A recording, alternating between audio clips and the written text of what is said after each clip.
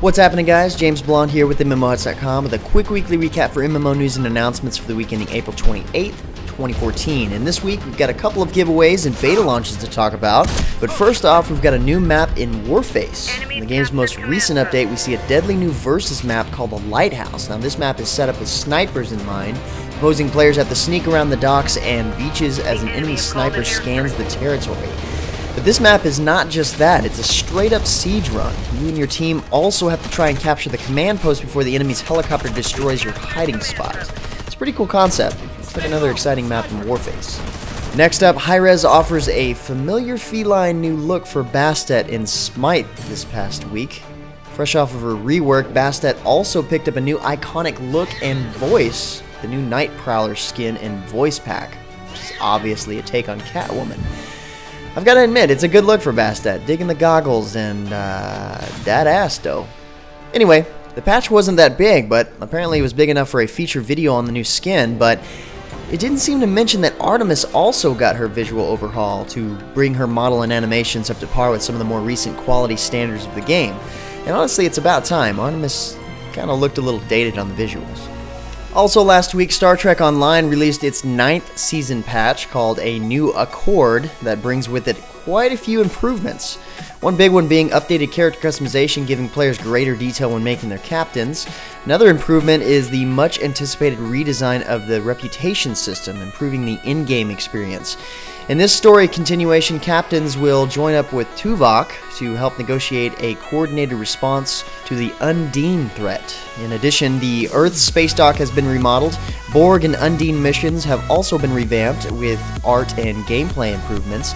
New queued events are available, and all PvP maps have been enabled for cross-faction play. Plenty of changes and improvements have been made during this update, and these aren't even all of them. Check out the news post at MMOHuts.com for plenty more details. Next up, MMOG.asia officially announced that they will be opening up their servers for Kingdom Under Fire 2 for closed beta testing on May 6th, and according to their announcement via press release, the game client is available for anyone to download, and even though this closed beta is for the Southeast Asia version of the game, it's also been announced that European and North American players can in fact take part in the beta.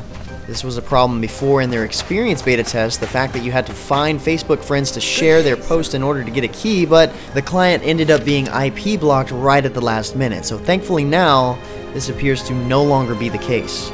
Next up, Marvel Heroes is celebrating the 10 months since its launch with its biggest event yet. They call the Big 10 Week. So a 10-month anniversary. Apparently they're doing events that correspond to the popular holiday events that they've had over the past 10 months, which is a bit strange, not only to have 10 random holiday events going on at once, but to also have a 10-month anniversary in general. Why not have 1 year and 2 months from now? Beats me, oh well. This past weekend they sent out a key to everyone to get a random Marvel hero for free, and the rest of the celebration looks to end this Friday on May 2nd. So I might try the key to see if it still works, otherwise enjoy the crazy events and bonuses anyway. One giveaway slash beta launch we've got going on this week is with Eclipse War Online. Now this game is a game that combines MMORPG elements with TCG elements, letting players transform into the various monsters that they have to face via transformation cards that you collect rather quickly. This past week, Play With Interactive, the publisher on Eclipse War, released 4 new videos showing off the transformation system as well as the predator and prey system in the game. For example, if you've transformed into a bat, a praying mantis is likely your prey. If you end up facing that prey, you as the bat will have an advantage over that enemy. The same thing works for PvP, as well as the other way around. If you are being attacked by an animal transformation that would be considered a predator, that enemy has the advantage on you.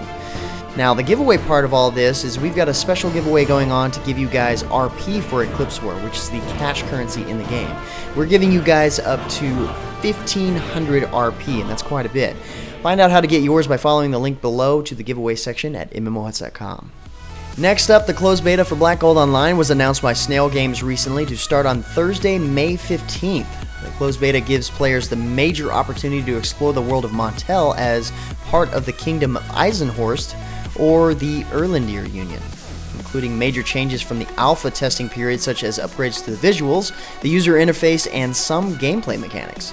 Players in the closed beta will get access to large-scale carrier battles, true hardcore PvP where players can fight against members of the same faction as well as opposing forces across plenty of different battlegrounds, arenas, and PvPvE instances. And you don't have to take my word for it. The new trailer playing here in the background shows off all the cool in-game features you can expect to see in the upcoming beta.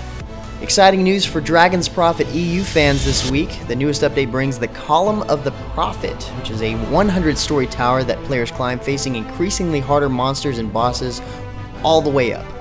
A high degree of combat skill is required to survive the higher stages, of course, but naturally, the rewards get better and better with each story completed. Another cool aspect is players can call upon 3 different sources to aid in the tower, basically 3 lifelines during the fight. There's a medic to revive fallen allies, and Skyhammer guards and a war dragon are available to directly engage in battle. There isn't a trailer just yet showing off gameplay, but I can picture plenty of North American Dragon's Prophet players hopping over to the EU servers for this, if they, haven't already. This week we've got an interesting exclusive giveaway set up for Dragons and Titans, a fast-paced MOBA type game where your champions are dragons with a variety of skills and stats, giving you the choice on how to play. I did a first look on the game a while back, but now there are 30 dragons and 30 weapons, so a lot has changed since then. But anyway, we're giving away a pack that includes the Hellfire Dragon with 2 skins along with a unique offensive weapon. But that's only half of it. It's a pretty big promo. You're basically getting a Founders Pack in comparison, and all you have to do is visit the link in the description below that takes you to the forum page to tell us what your ideal dragon would look like and how it would function inside a MOBA setting. We've got 30 keys for 30 winners, so head over to get all the details. Fresh news came in last week for Lego Minifigures Online, and the news is that open beta is launching for the game this June, and that the game is set to officially launch this fall free-to-play for PC, iOS, and Android. The closed beta has been going on now for a few months, and according to Funcom's official press release, it's been a hit with the community so far, but of course the open beta will be set up to collect even more direct feedback from a larger amount of players. And if you happen to get Lego Club magazine, the June issue will feature a full page dedicated to the game where readers are urged to take part in a voting process which determines what exclusive minifigure they will receive for free through a special code given out in the September issue of the magazine. Still not sure what to think about this game. All I can say is I've enjoyed playing some of the Lego games in the past, so if it's anything like those, it should be halfway decent. And finally, our last bit of news this week pertains to ArcheAge. Tryon Worlds has confirmed their plans to go with the latest model of free-to-play plus early access packs being used by many major MMORPG launches this past year for their westernized launch of ArcheAge, which has become very popular already on Twitch streams. And if you don't believe me, because I almost don't believe it, there's a new trailer that showcases just what players can look forward to in the upcoming beta. The rough news here is because of the Founders Packs, it's going to be that much harder to find a key without buying your way into the game. Yeah, I know, I'm starting to miss the days of being able to just play betas without having to buy into them as well.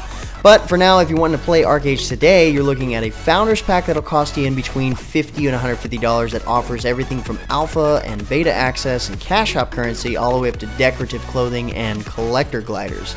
So if you've been waiting for the westernized version of ArcheAge, well, at least now you have a way in. But anyway, guys, that's about it for all the major MMO news and announcements for this week. If you're looking for more information about the news featured in the recap, check the links in the description below or head over to MMOHuts.com/news for even more MMO news. Feel free to discuss the news in the comments below or head over to MMOHuts.com/forums. But until next time, guys, that's going to be it from me. I'm James Blonde. See you out there, gamers.